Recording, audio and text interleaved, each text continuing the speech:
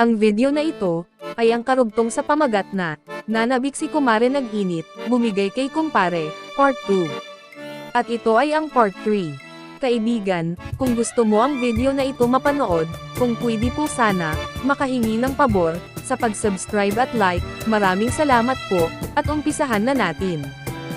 At matapos ng dalawa magbaliktaran, bigla na lang nag-iba naman sila ng posisyon, na kung saan tatangkain na ni kumpare, ipasok ang batotan niya, kaya pinatalikod niya ang kumare, at naramdaman na lang ni kumare, na may naglalabas-pasok na, sa kanyang pagkababae, at doon na.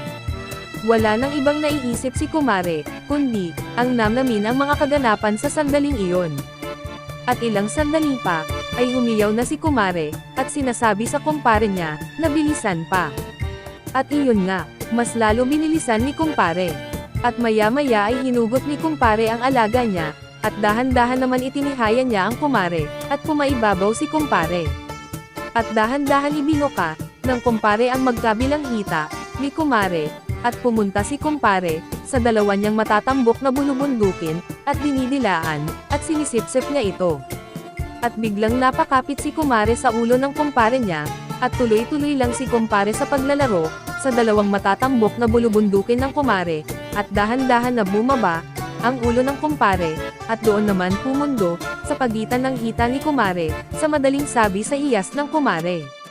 At makalipas ang ilang sandali, nagbaliktaran ulit si kumare at kumpare, na kung saan dinidilaan, at sinisip-sip, ang mani, ng kumare, at ganun din si kumare, labas-pasok sa bibig niya ang batuta ng kumpare, at parang nag-aagawan sila, sa isang bagay na ikaliligaya nila, kasi nga libog na si kumare, at kumpare, na kahit sobrang lakas, ng ulan at hangin, tuloy lang sila, sa kanilang ginagawa, at naramdaman na lang ng kumare, na siya na pala ang mas agresibo sa romansa, dahil itinihaya niya ang kumpare, at bigla niya pinatungan si kumpare, na kung saan sobrang bilis niya ipinasok ang batuta, ng kumpare niya, doon sa iyas niya, at mabilis na umiindayog na si kumare sa ibabaw ni kumpare, habang ang dalawang kamay ni kumpare, ay nasa dalawang bulubundukin, ni kumare, at minsan yumuyuko si kumare, para halikan ang lips ni kumpare, at doon ay buong sarap na naglalaplapan sila, nang bigla maramdaman ng kumare na bumangon si kumpare para sa ilalim naman si kumare at sa itaas naman si kumpare,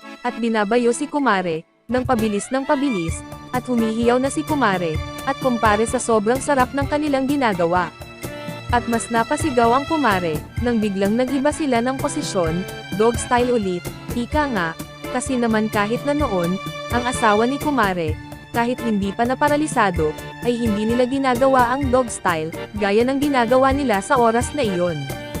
Kasi ang pakiramdam ng kumare, ay sagad sa kaibuturan, ang batota ni kumpare, sa iyas niya, at ramdam ng kumare, ang bilis ng ginagawa ni kumpare, hanggang sa maramdaman ni kumare, na nangangatog na ang paa niya, at ito ay tanda, na satisfied siya, sa ginagawa ng kumpare niya, at hindi malaman ni kumare, kung saan siya kakapit, kasi gusto ng kumare, na hawakan ang dibdib ng kumpare, kaso lang nakatalikod siya, kasi dog style ang posisyon nila, at napasigaw si kumare, na sinasabi sa kumpare, na bilisan pa dahil sa sambulat na ang gata niya, at iyon na nga, ilang sandali pa ay sabay sila, na humalinhing kasi sabay sila nakaraos, sa kamundohang ginawa nila, na hindi sana dapat.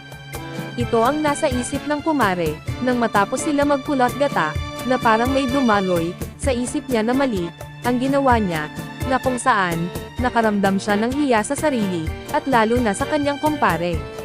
Kaya nang matapos ang kanilang pagniniig, ay agad na nagpanti ang kumare, at tatakbo na sana, palabas para makauwi na.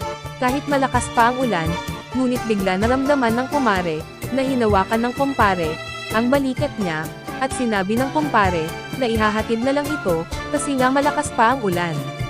At bigla na lang naramdaman ng kumare, na naglalaplapan na naman sila ulit.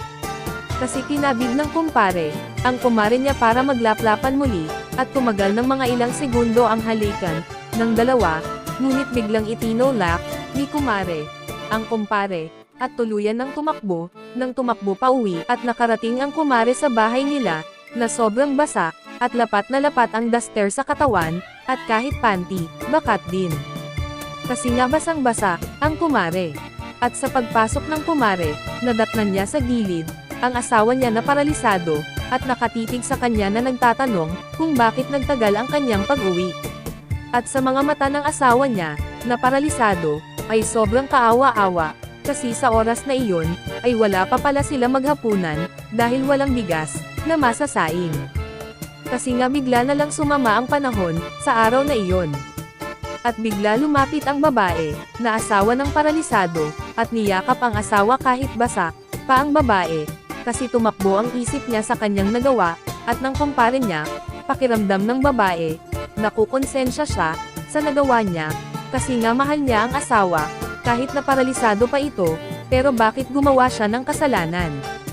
Ito ang tumatakbo sa isip ng babae, at nabigla naman ang asawa na paralisado, kung bakit niyakap siya ng asawa, na sobrang higpit, kahit basa, pa ang asawa niya, at napatanong tuloy ang paralisado kung bakit. Umiling lang ang asawa, at sabay tulak sa wheelchair ng asawa, papuntang kwarto. At nang makahapunan sila, dahil pumunta ang asawa ng paralisado, sa kapitbahay, upang makabili ng bigas, at sa katuyo na kanilang uulamin, ay humiga na ang mag-asawa. At habang nakahiga ang babae, katabi ang asawa na paralisado, ay walang ibang naiisip, ang babae, kung bakit nagawa niya na pagtaksilan, ang asawang paralisado na nga, pero pinagtaksilan pa din. Iyon ang nasa isip ng babae, ngunit sa kabilang banda, nakikiliti pa din siya sa ginawa niya, at ng kanyang kumpare. Mga kaibigan, abangan ang susunod na kabanata, ang part 4. Kung ano ang mangyayari, sa sinimulan na kasalanan, ni Kumare. Kung ito ba ay masusundan pa ulit, ang kasalanan, ni Kumare, dahil sa pakikipagtalik niya, sa kumpare niya mismo. Abangan ang part 4.